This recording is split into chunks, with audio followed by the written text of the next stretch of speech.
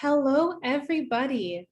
Welcome to the launch of the Fundamentals of Humanity. My name is Tali Varon. I'm the founder and publisher at the Soapbox Press and also founder and managing editor at Plume. And I'm so excited to be your host for this evening. I'd like to take a moment to acknowledge that although we're gathering in a virtual space, the Soapbox Press operates on the traditional territory of many nations, including the Mississaugas of the Credit, the Anishinaabe, the Chippewa, the Haudenosaunee, and the Wendat peoples, and is now home to many diverse First Nations, Inuit, and Métis peoples. We also acknowledge that Toronto is covered by Treaty 13 with the Mississaugas of the Credit. We encourage you to learn the history of the land you're currently on as we reflect on the past and acknowledge the changes that can be made going forward in the process of truth and reconciliation. It is so incredible to be here with all of you this evening and to celebrate the launch of The Fundamentals of Humanity by Natalie Simonian, a remarkable poetry collection by a really, really remarkable writer. So before we get started and dive into all of today's festivities, let's just go over a few best practices. So for the next hour or so, we ask that all of our attendees stay off video and keep your mic muted just while we have our performers on stage. Please feel free to use the chat to talk to each other and tonight's performers, get acquainted, show your love and support, and just use it as an opportunity to mix and to mingle. If you would like to use closed captions, they are available and you can select the closed captions button at the bottom of your screens. If you would like to see all of the performers at once, when they're on the virtual stage, you can select gallery view in the top right-hand corner. And if you just want to focus on the speaker, then please feel free to use speaker view. This event will be recorded and the link will be shared with you over email after the event. So now, without further ado, let's welcome the woman of the hour, Natalie Simonian, again, author of The Fundamentals of Humanity, and we'll get started by diving into a few burning questions. Hi, Natalie. Hi. How are you feeling? I'm feeling good. Happy launch day. Thank you. I think we have to see the book. You have to show us why we're here. Beautiful. It makes me so happy. Very happy with it. I'm so glad.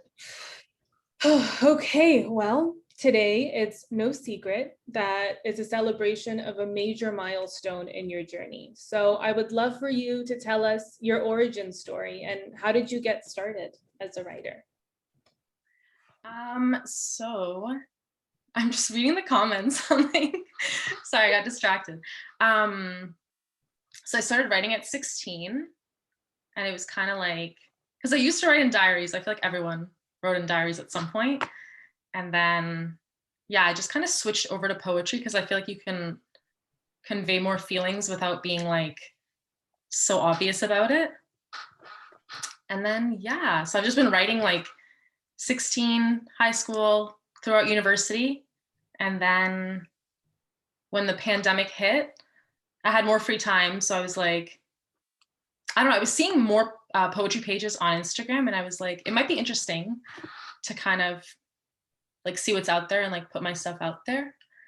And then, yeah, so like in February 2020, I just was like, might as well do it. So I put my work up there. I think people like it, I don't know. That's awesome. Well, it's really great to hear that something good came out of the pandemic as well. And it actually led to something amazing because you're not just writing for yourself anymore, but for a lot of others too, which is so beautiful. Yeah.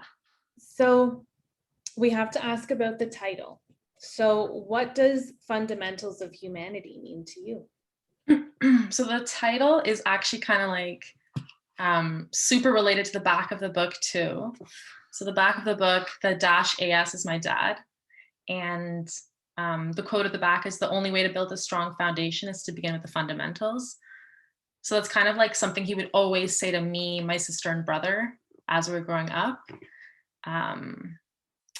Like it started off being just for math because like he would be our math teacher and then other subjects, physics. Yeah. And yeah, his whole thing was like, if you want to get to a higher step, you have to start with like the base. I don't know, that just resonated. I agree with it. I My love sister's like, especially during math lessons. Yeah. Oh, I love that so much. Well, I mean, I'm sure that your dad knows the reason behind, that he's on the back of your book, that the Yeah. title came from him, so he must be very proud. Yeah, he's very like humble for like, yeah, the most humble person I know. So he's very like humble about it. That's really sweet. Oh yeah, he's watching too. He's watching too. Yeah, so shout out to your dad. Yeah. So why don't we talk about the book itself? So you actually gave it a really unique structure and you included your own illustrations as well. So why don't you tell us a little bit about how and why you structured the book the way that you did? So I wanted, like I always say, the book is like loosely based off me. And I wanted it to have kind of like a story flow, like to have just like the flow of a story.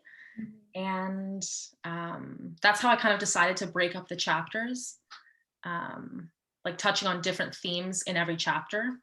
Hope I conveyed that. And then the illustrations, I kept going, Tally, I kept going back and forth because I was like, I don't know if I'll be able to execute it well. And then my cousin, shout out my cousin, she like introduced the iPad thing, like the fact that you can draw on the iPad and do sketches like that. So then I kind of started on hers and I was like, you know what, I'm gonna get my own.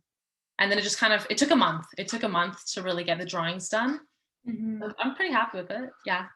No, It was kind of like a fun project. It was a really fun project. no, I love that. And I was just thinking there's two reasons for everyone to get the book. One is to read the poetry, two is to see the illustrations. So Yeah, my aunt was saying, like, she was like, as she was reading it, like the illustrations just go with the poem. And I'm like, I'm so happy because I was trying to be intentional about that. yeah, it works really, really well. You did an amazing job, and I will keep telling you that. Thank you. So, last but not least, do you have a favorite poem in the book? And if you do, would you like to share it with us? I would love to share it. My favorite poems that I put in here are like science themed. So yeah, I'm gonna pick a science themed one. It's the one on page 99. And yeah, I'll just read it. Okay. Hemoglobin, the component of our blood that binds oxygen, has a high affinity for oxygen in a deoxygenated state. However, once it binds the amount of oxygen it deems adequate, the affinity for oxygen decreases. I think it's interesting that a core molecule in our body wants something so badly until it has it. And once it has a lot of it, it wants it less. My hope is that we aren't like that with people, but some of us are. The scientific view on how you shouldn't treat people. Oh, I love that one. I'm so glad that you shared it. So good. So, so good. Well, we're very lucky because we get to hear more of your poetry later. But in the meantime, we also have a few special guests joining us. So would you like to take it away and introduce them? I will. I'm just gonna put it up on my side screen. The one plus of Zoom that you can do stuff like this. Okay. So first friend I'm introducing, all these friends I've met on like through the platform. So that's yet another plus of Instagram, like the whole community aspect of it. So the first person I'm introducing is JP. He's a French-Canadian writer of Rwandan descent. His lifelong vision is to inspire his readers through poetic storytelling filled with positivity, hope, and truth. Above all, he strives to awaken people to the essence of life, love. When he isn't penning soulful poetry and prose, you can find this hopeless romantic traveling across the globe, absorbing inspirational podcasts and books, and spending time with his loved ones. And he is based in Quebec, so another Canadian.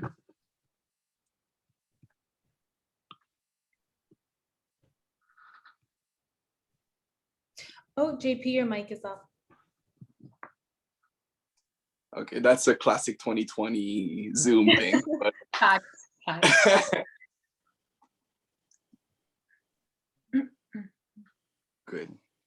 thank you very much for the intro, Natalie. I am so happy for you, so excited to be here, and grateful for the invitation as well. I started this book like last week, and I tried to read bits and bits because it's so good. I don't want to end it too fast, but so good. You're an amazing soul, and really happy to be part of this special day with you. So I do have a little something that resonates a little bit with the intro. I love to talk about love, and this is a theme that that inspires me a lot.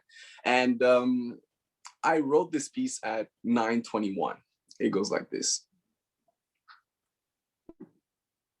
I want us to be the reason why our daughter believes that the world is hers, that all of her dreams are attainable, reachable, if she has faith, that she deserves respect always, everywhere, that she is beautiful waking up every morning, that hard times never last, that her tears can be her greater soldiers, that vulnerability is strength, it's a superpower, that her soul is pure, so pure, that she has an amazing potential, unique value, that she is worthy of a special person that can make her feel love unconditionally.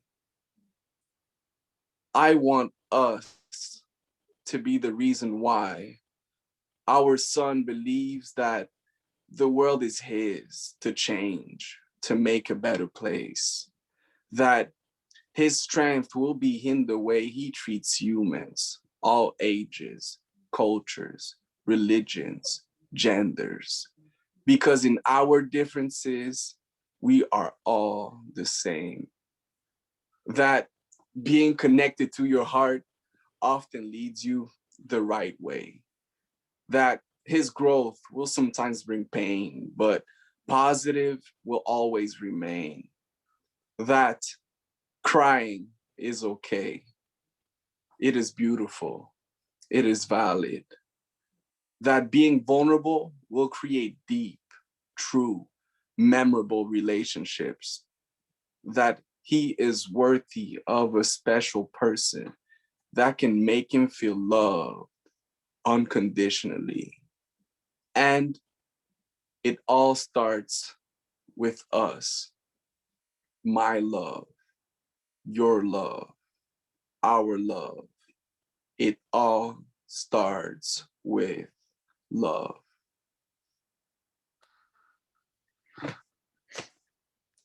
This this comes from the heart, and I think I know we talked about that so many times, but there's so much power in the way we learn to the way we love each other as humans. And I think especially in that piece, it talks about maybe romantic relationship and the way love with a partner can influence future generations. But I think it's something that relates to all of us, and the way we love each other and the way we radiate love can truly make an impact in the world. And I am grateful that you had this type of impact on my life as well.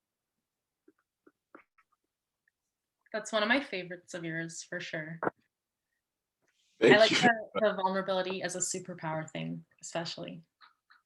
Yes, it is so important. And we're talking, especially our generations, and sometimes it's hard to be completely open with someone. But as soon as you open up and you open your heart, you kind of discover a whole different world, and the relationships become so much deeper and memorable. Like I said it. I agree. So thank you very much again for this time, and I'll hang out in the comments with everyone. Thank you for being here.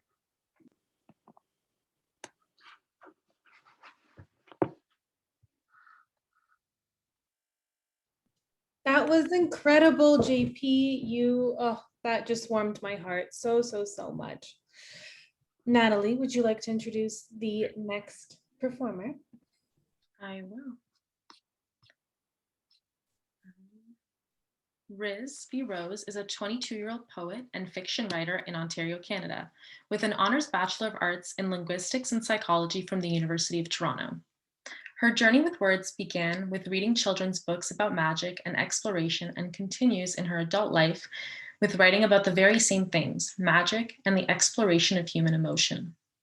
She uses poetry to come to terms with how she feels, using imagery of flowers, outer space, light, and dreams, and uses fiction to traverse the deepest corners of her inner world of imagination. So I met Ris on Instagram too, but she's currently living in Hamilton, Ris? I think so. Yeah, so another Canadian.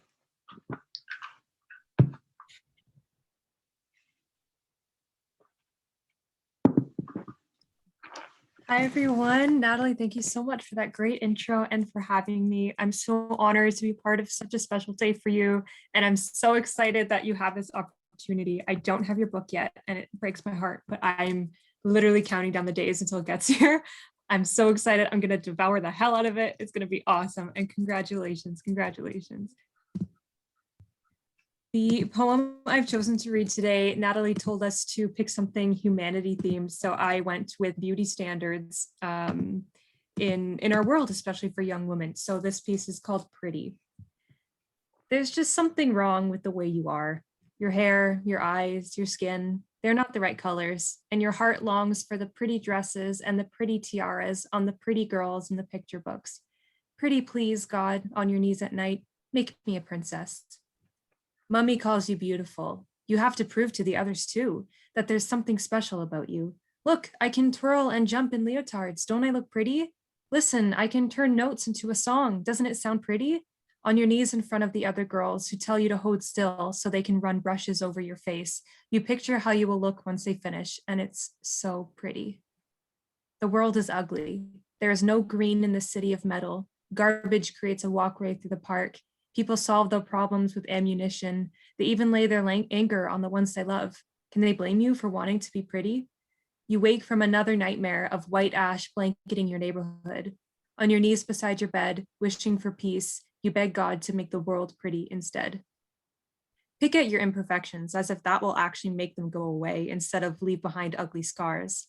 The other girls shape their eyebrows and show their stomachs. Their chests are twice the size of yours, and they all have someone in love with them, someone who calls them pretty.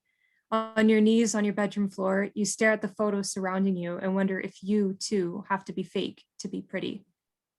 Pretty. You like the shapes his mouth makes when it forms the syllables. You like the way it doesn't sound anything like it did in your head. You need him to keep saying it. Good morning, beautiful. Good morning, angel. On your knees in the grass, nothing but green in your eyes. You'd give him the world if he asked, as long as he keeps calling you pretty. But he doesn't. Instead, his mouth forms, I'm sorry, but all that reaches your ears is you weren't good enough. The teary-eyed girl in the mirror doesn't understand how you began to believe him. You agonize over which girl he found prettier and look for different mouths to tell it to you, but they don't get the shapes quite right. On your knees on yet another rough carpet, you hope that when this mouth tries, you might believe it. Your friends assure you that you're pretty. They say it just takes some time, and Jameson makes you forget that you even want to be pretty. You learn how to wing your eyeliner and to appreciate the birthmark beside your belly button. You turn to words to spill some blood, but still, on your knees on the closet floor, you scrutinize every word to ensure it's pretty enough. And then one day, you stop caring. Maybe you found the right mouth. Maybe your reflection just gave up. Or maybe it's the smile that lights up her face as soon as she sees you. Whatever the reason, on your knees beside the crib, you promise yourself, and especially her, that she will never grow up wondering if she is pretty. Thank you so much. Thank you. You posted this one before, yeah? I feel like I've read it before. I don't think so. Okay, then maybe you read it somewhere. I may have. This is written years ago, so I might have read it at a soapbox event before. What like inspired that? I really like that one. I, if you couldn't tell, went through a very big heartbreak, if you couldn't tell in the middle there, about the boy and the other girl. So that kind of, I ended up having some self-esteem issues after that. And then I kind of just went looking back on like, how far can I trace this back, and how many metaphors can I say for pretty, or how many kind of ways can girls be told that they're pretty versus not pretty. And then I played with the kind of on your knees bit, starting off with like praying, and then how it changes as you grow up. So that's kind of what sparked that. And I just kind of rolled with all the moments in a young girl's life that would be kind of milestones in the journey of self-esteem. Yeah, I loved like the repetition in that too, like everything. Thank you. Thank you so much, girl.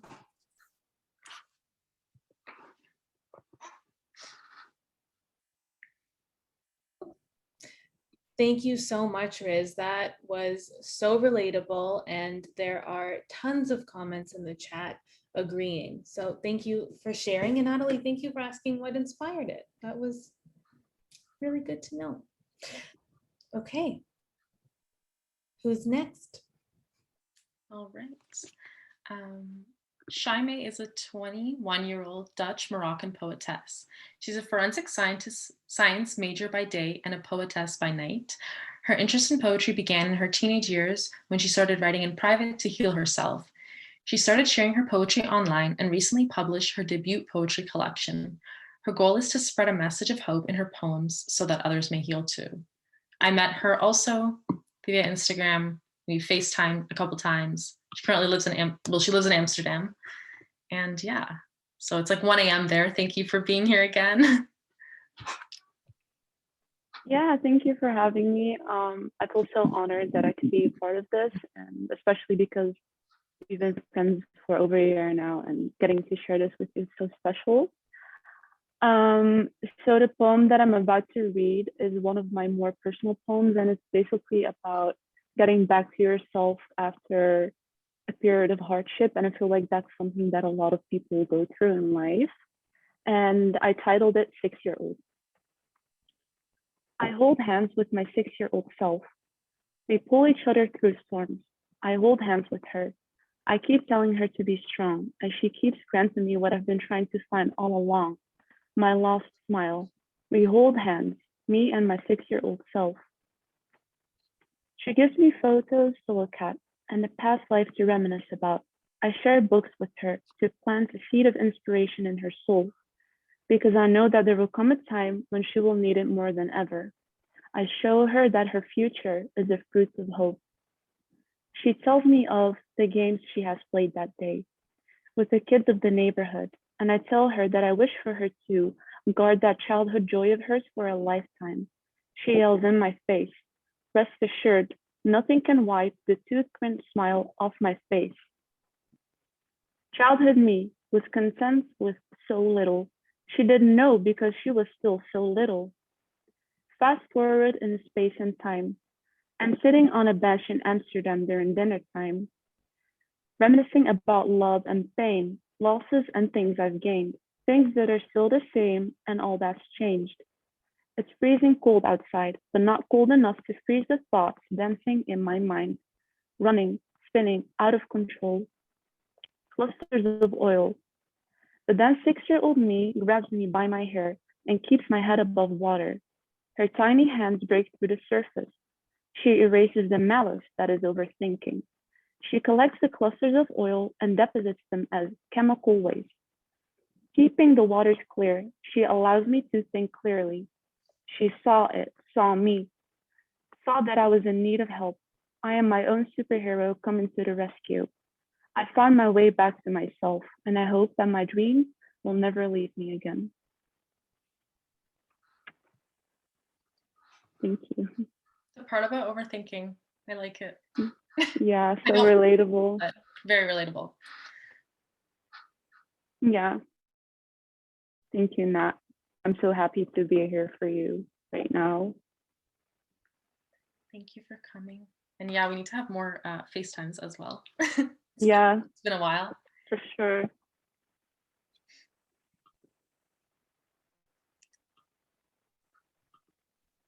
Thank you so, so much for that, Chai. That was beautiful. And I love that you talk about kind of being with your 6-year-old self. That's something I've been thinking a lot about lately, you know, like going back to who you were as a child. And Yeah, I love hearing that in your poetry. thank you. So kind of you. Okay. I hope I wasn't interrupting. No. It's hard to be the judge of that, on Zoom. It's like, am I cutting in or? Like always interrupting, like jumping over people. Yes, I feel that very, very much. But now it's time that we turn the mic over to you, Natalie. Okay. And now I will formally introduce you. Okay, so here we go. Natalie is a 24-year-old master's student. 24 now, yeah. Yeah, 24 in one day. 24-year-old master's student from Toronto, working on fatty liver disease by day. By night, she writes poetry about the human experience. She began writing to process how she was feeling during her undergraduate years, and she found a safe space when putting her feelings into words. She writes to communicate thoughts and feelings that are deemed vulnerable. She hopes that if people read her words and if they resonate, they too will become okay with being vulnerable. Thank you for the introduction.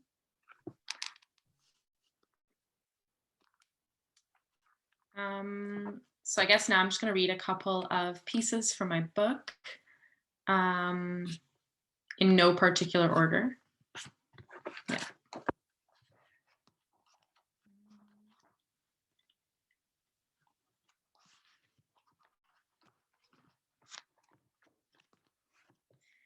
Okay, so the first poem I'm going to read is page 9. It's the first one, and it's kind of like the intro to the first chapter, and it's called The Fundamentals. There's something very human about not knowing where you are going or how you will get there. Embracing this notion is extremely difficult on the best of days. It means that you are not always in control. You can't be happy for others no matter how much you value their happiness, because sometimes another person's success can reveal your own failures. But these emotions are meant to be felt because they are what makes us fundamentally human. You guys can also ask questions in the chat too. I feel like I'm running a live again. But yeah, I'll pick another one.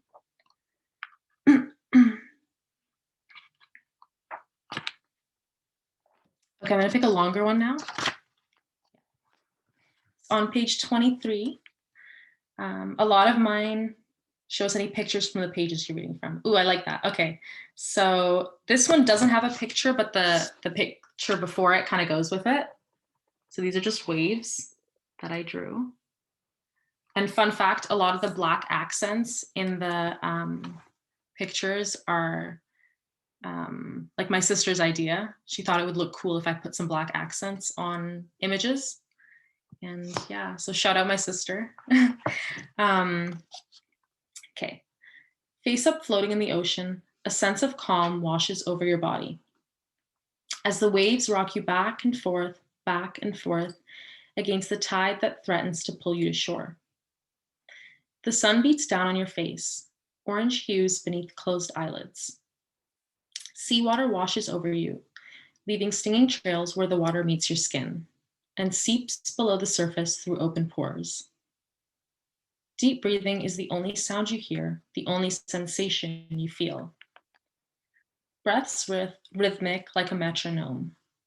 Below the surface, dark shadows move across the floor, but when you are near the surface, the closest you will come to the ocean floor is the idea that the water grows colder at each level you descend, and that life grows scarce once you reach the bottom. But heat rises, and it's keeping you afloat. Your breathing may quicken, but only for a minute. If you focus too hard on the act of inhalation, the exhalation becomes deeper, releasing more of the tension in your chest. You have been floating the whole time, and human bodies are buoyant, but they do not always stay afloat. So it's kind of like on the topic of like feeling overwhelmed. Similar anxiety topics throughout the whole book. Yeah, a perfect piece for undergrad. Definitely all of undergrad. Riz knows she went to U of T as well. Okay. Okay, this one is on page 20. Oh, do you have a favorite poem from the collection? I will read that poem again. I read it earlier, but I'll read it again. And this one is on page 28, and this is the image that goes with it. I don't know if you can see it. It's kind of like a road with some stop signs.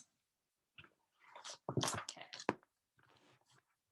Chevrons indicating a sharp turn left. On the roads you travel in the cold, chilly night, under the same damn lights that have been streaming through your windshield for the past 3 miles. Swerving to your left, harm was narrowly avoided. Thoughts of deception and being off-roaded. To find your way back would be a whole other mission. No way you could have known, could have had a premonition. Life in the fast lane keeps you hungry for the chase of the speedometer that keeps on rising in increments, never all at once, all or nothing. So you don't feel the change, but it comes on suddenly drifting onto the shoulder, pulled over because you felt bolder than you ever have, ever will. And tonight is the night that you decide you will try and veer right. Test the limits and forget the past mistakes. Try and pave a new road and see if it takes. If you fall miserably down to your knees, sinking further into the ground below the evergreen trees, at least you can say that you tried to veer right, but there was no sign in sight that could have warned you of the mistake in changing your course. It was all about the chase. How could you have known where to go, and how you would get there? The chase had you waiting, praying, but you could not bear to be let down, to fall short of something in your sights. So you ignored all the signs, and on the sharp turns left, you chose right, you chose wrong, you knew it all along, but no one could have stopped you. It was a drive inside your being, core fibers heart beating. There was no way to tell you that you were defeating the very person who was there holding you together. It was you, and you didn't want to be stuck with you forever. I'm gonna drink water.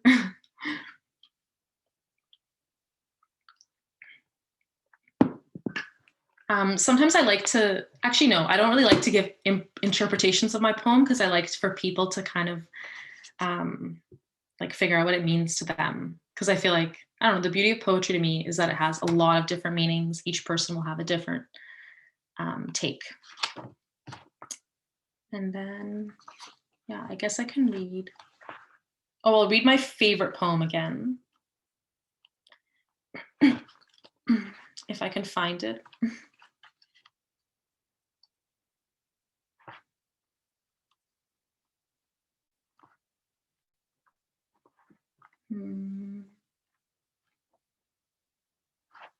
Okay, you know what? I cannot find it, but I will read a different one. This one is on page 140. Oh, my sister, oh my goodness, I think it's page 90. Okay, one sec. No, Rebecca, it's not page 90, but okay. Okay, 99. Technical difficulties. Yes, 99, okay. Hemoglobin. The component of our blood that binds oxygen has a high affinity for oxygen in a deoxygenated state. However, once it binds the amount of oxygen it deems adequate, the affinity for oxygen decreases. I think it's interesting that a core molecule in our body wants something so badly until it has it. And once it has a lot of it, it wants it less. My hope is that we aren't like that with people, but some of us are. The scientific view on how you shouldn't treat people.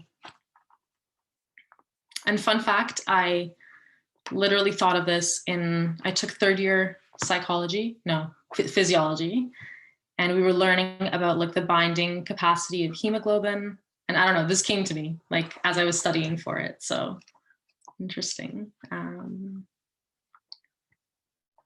And I guess I will read one more.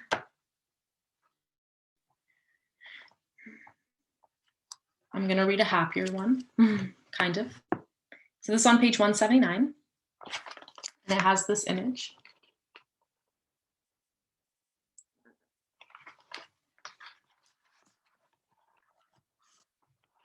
I want to live in a world where compassion isn't optional, where something phenomenal is birthed from any obstacle, where people say what they mean and don't take each other for granted, I think this world is fantastical, only imaginary and accessible in my dreams. Wishful thinking.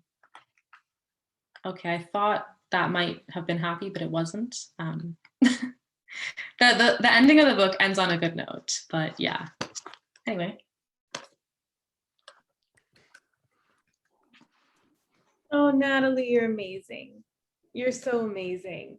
And you, like, I've read your poetry, now I'm hearing your poetry again, and I feel like your poems either get right to the heart of what the listener or reader is feeling, and it's so relatable, or it's a lesson, and you take it and you carry it with you. So the fundamentals of humanity could not be more accurate. So thank you very, very much for putting it all together in a beautiful book for all of us to carry with us. So thank you. Thank you. Let's give you another round of applause. Yay, Natalie. Okay, I have to recover and compose myself now.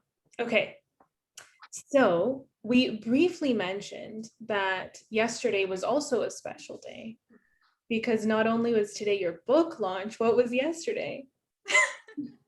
My 24th birthday. Your 24th birthday. So see, everyone in the chat. I also have to say that we have the loveliest crowd here this evening. I know, I'm tearing up. I'm looking at the dais, my sister. Wow. That's Okay. so sweet. You are all such a lovely group, and it's so wholesome and so heartening. So please keep doing what you're doing in the chat. But we thought we should also celebrate your birthday just a little bit here today. And since we do have such a great group, you get to be in the driver's seat and quiz everybody a little on how well they know the birthday girl and the famous author. So everybody get ready, because Natalie created a little get to know you quiz. So, or not get to know you quiz, that's wrong. How well do you know Natalie quiz? That's the one. So I came up with this today with my friend, shout out Rebecca. She's in Manchester right now, and it's 1 a.m. or 12. Now it's 1 a.m. But yeah, okay. So I'll just get right into it. Okay, number 1. It's the end of the world. The apocalypse has begun. Half of humanity needs to live in the desert and half moves to the Arctic. Where would Natalie opt to go?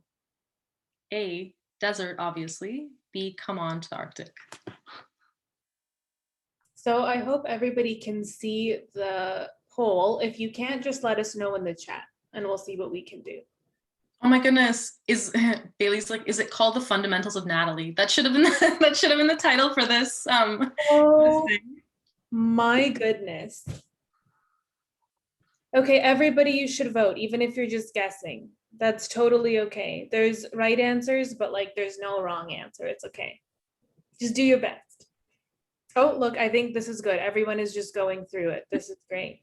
So why don't we give everybody 2 minutes to answer? And then once we see that everyone has put their answers in. Cool. For like each question? Yeah, because they have access to all of them. Okay. So we'll give everybody 2 minutes. Should I read the rest of them? Yeah. Would that be helpful? Sure. Or yeah, I feel like we should have like music or something playing while people answer. Oh, I see answers changing. Some Jeopardy music would be Yeah. Wait, let's see if I can pull it up fast enough. Okay.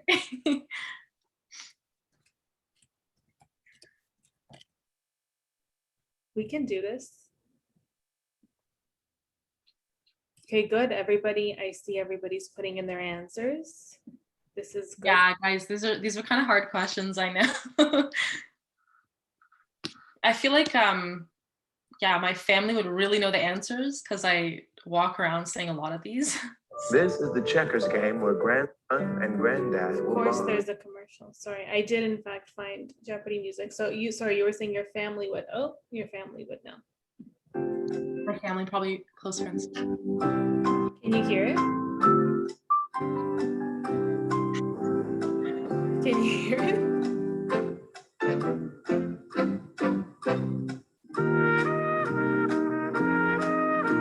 Okay, good. Everyone can hear it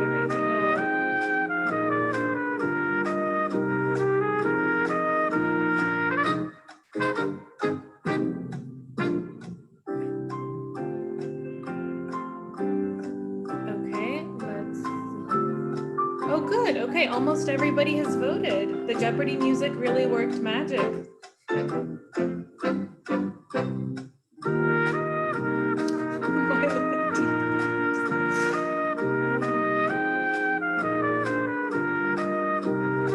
Natalie, you've been given a new job as the new host of Jeopardy. By Jason. Riz, you're very right about this having My Little Teapot vibes. Okay. So we just had somebody else join. So Natalie, do you want to explain one more time what we're doing so our new attendee can vote very quickly if they would like? Sure. This is just a how well do you know me? It's 6 questions, and there's a couple of options for each. So yeah, if you don't know, guess. I don't know. I came up with it with my friend, and yeah. Beautiful. Okay, so we'll just give 20 more seconds and then we're going to reveal all of the right answers. Okay, 10 more seconds.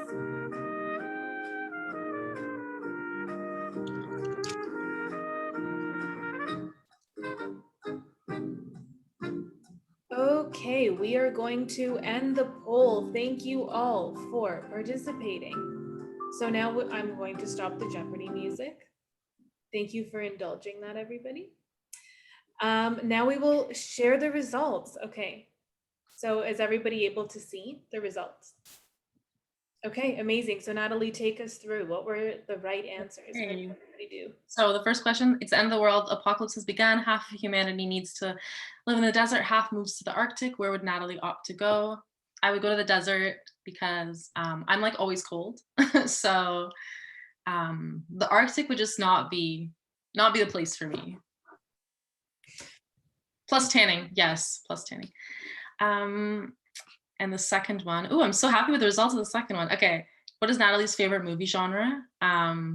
Pretty much everyone got it. It's crime thriller, or yeah, crime thriller.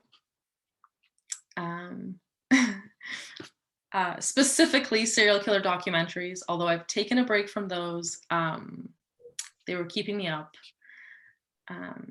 Okay, number 3, what's Natalie's favorite word? Ooh, okay.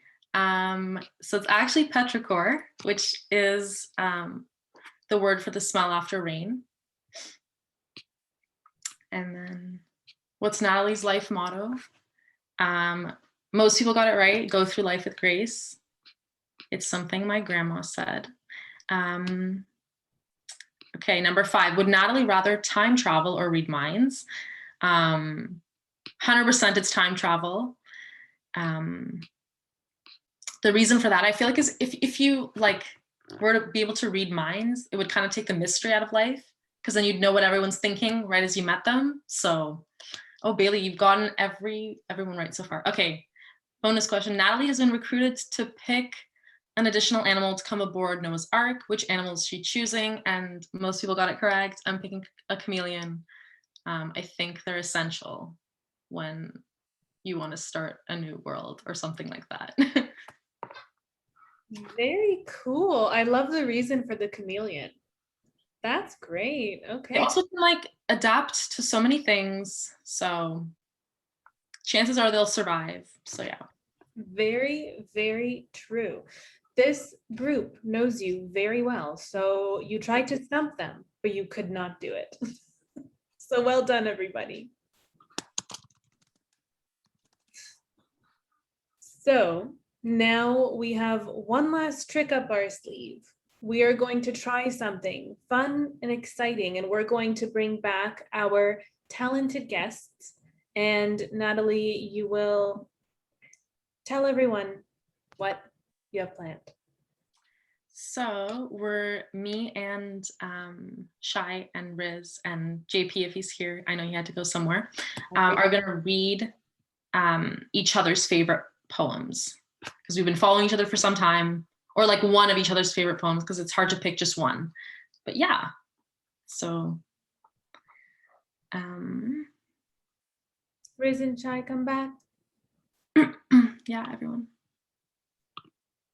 Sorry, I didn't know if we were going at the same time or. I think it's cool if we come at the same time. Okay, so I can start if you guys are cool with that. Sure. Okay. I'm going to start with Ris's piece. This one's called Spring. 4:50 a.m. The drops of a spring storm beat relentlessly against my window, keeping me awake. How I wish I was talking to you like I always did.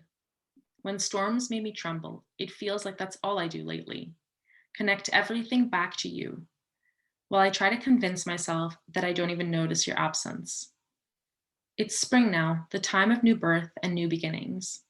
And I should be moving on, but instead I'm here thinking about how much you love the fog and rain and how much you used to love me. So I picked that because I feel like it's very 4:50 a.m. overthinking thoughts. Really liked that. And I tried to also keep it short so you guys would have time too. This one I picked, this is Chaimae's poem, and I picked this because it kind of has like a science bend to it. We relate on that. Yeah. Okay. I pull the ropes of my highs and lows. Day in, day out, I start the engine, the mechanic rhythm of my heart. Every morning, I pull myself to my feet because I owe it to my soul. So I love the last line, I owe it to my soul. And the whole heart component of it too. Last line, yeah, I owe it to my soul. Oh my gosh. Thanks. So Riz, you can go if that's fine with you. Are we reading JP's or are we not reading JP's? I feel like since he's not here. All right. Totally All right. good. I'll read him. I'll send it over voice note and read it. Perfect. All right, so I'm going to read Natalie's first because she is our Women of the Evening. So this one is called, I believe it's called Feeling Like You Are Meant for More, but Just Can't Reach It. Give me wings to fly. I am heliocentric. Ever since I was a little girl, I have dreamt of sunspots. While we're at it, give me the insight to not fall into the trap like Icarus did. How do you cope with the ache? Please let me know, because this constant sting, this restless ache, it follows me around, catches me at all hours of the day, sweeps the rug under my feet, because I am not the kaleidoscope. I'm not even the blueprint. I'm the shallow waves along shoreline, receding. The ocean swallows me whole. You can't give me more, and I shouldn't ask you for it. I cast illusions everywhere I walk. My shadow really does resemble me, doesn't she? Oh, how selfish I've been, wishing to be extraordinary, wishing for inspiration in the middle of a catastrophe, in the middle of a goddamn pandemic. That one just hit. I have this belief that artists should be vain a little bit. Like we should hype our art and love our art more than anybody else does. So when I read this, I was like, yes, this is amazing. Like we artists, like we want to be vain in the middle of a pandemic because we need to make our art, you know? So I love that one so much, Natalie. Thank you. And then from Chaimae, I don't know what this one's called, but I am just going to read it. Mm-hmm. My edge is what has pulled me through. It reverberates in the corners of my soul. Mostly sweet, sour if I have to be. I choose my words carefully. The aftertaste tastes bitterly, makes you swallow your words hastily. Your mouth dries out immediately. I choose my battles carefully. Do you dare to get to know me? My nickname in kindergarten was Bambi, but I can be a lion if I have to be. That one like blew my mind, especially as women. We're kind of just taught to be passive and quiet and kind. So anytime I see a woman breaking that mold, I'm just like, you're a queen, a literal queen. So that was an amazing piece. That was the exact like inspiration behind it, the fact that we are told to shut up all the time. All the time. So thank you. Of course, it really showed through. So good job, girl. Thanks. Okay, so I guess I'm gonna be reading yours now. I picked your poem Indigo Street. So yeah. Footsteps make no sound on Indigo Street, made not with cobblestone or asphalt, but infinity. Indigo streets are bright, lined not with street lamps or stop signs, but twinkling stars. They wind the bends not around houses or highways, but planets and asteroids, meant not to be followed or navigated, but traversed. Indigo streets are made not for the earthly, but for those who can somehow make their own air beyond the exosphere and obey gravity by choice. Those daydreamers and starwalkers and wordsmiths, those like us. I really like this one because I feel like as artists, we kind of felt like an outcast or something when we were growing up, and this unites us. And I just like the whole aesthetic of your poem. So yeah, I think it's a very beautiful poem. Thank you. I'm so glad you got that interpretation. Like that wasn't my intention, but like we were talking about earlier with all the different interpretations that warmed my heart. Feel like we didn't belong on Earth, but we belong out in space. It's so Yeah, nice. lovely. And then for Natalie's poem, I don't know what it's titled, but I'm just going to be reading it now.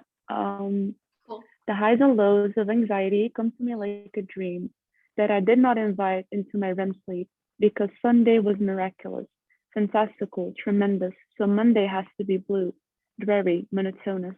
The highs and lows of anxiety are not not a prescription. The highs and lows of anxiety, and they seem to happen each and every time. My good days are too good, so I sit by the shore and wait for the waves to pass as they rock the ship along the coastline. As a society, we were taught not to rock the boat, but sometimes you have to. I really like this one because I feel like we're expected to be perfect or something all of the time. And I appreciate you kind of making clear that you don't have to be at your best every single day. And I think this is something that pretty much everyone can relate to every now and then. I love that interpretation. Oh my God. Yeah. Yeah. I was kind of, yeah. Going back to women taking a stand, like sometimes we gotta rock the boat. That was awesome. Yeah, I love that. I always feel like I'm interrupting. But so amazing. It's so great to hear you all read each other's work and then share how it inspired you or what you thought of it or how you interpreted it. And I feel like that's a whole other side of readings that doesn't happen very often. So I'm so glad that you all did that. So thank you. Round of applause. Ooh. And as wild as it is, we are coming to the end of our time together. That brings us right to the end of the evening. So before I turn things over to Natalie, I just want to say thank you all so much for being here. First to Natalie for writing this incredible book, publishing it, allowing Plume to be part of her journey. You know that you have lifelong fans in us and we'll be here for you always and can't wait to see, this was just the first book of many. You have lots ahead, so we're all very excited to see what that brings. Thank you so much, Riz, Shai, JP, for being here, for also sharing your words with us and your energy. It added so much to this incredible launch. And thank you to all of the attendees who are here and are bringing the chat to life, and all of your love and warmth for Natalie is so clear, and it warms my heart and makes me especially happy to be here. Again, please make sure, if you have not yet gotten the Fundamentals of Humanity, the link is in the chat. So pick up a copy and you will certainly not regret it. You will feel the magic that we've all been talking about. If you enjoyed this event and you want to see what else is happening at the Soapbox Press and at Plume, make sure you follow us on Instagram, visit our website. We have another launch happening tomorrow for a poetry chapbook called Visiting Gales. It promises to be a lot of fun, so you can sign up and learn more about that at thesoapboxpress.com. And yeah, this was just so lovely. So Natalie, final words go to you. Oh, no. Thank you all for being here. And like for commenting such amazing things. And yeah, super grateful to have such a supportive, like just a lot of supportive people in my life. Yeah, thank you. That's my final word. I don't know. Thank you. Beautiful final words. Thank you, Natalie. And so now we will stop recording the event here, but if any of our attendees want to come on a video, say hello, offer your words verbally and visually to Natalie, that means turn on your mic and your video, you're welcome to do so. I will stop recording and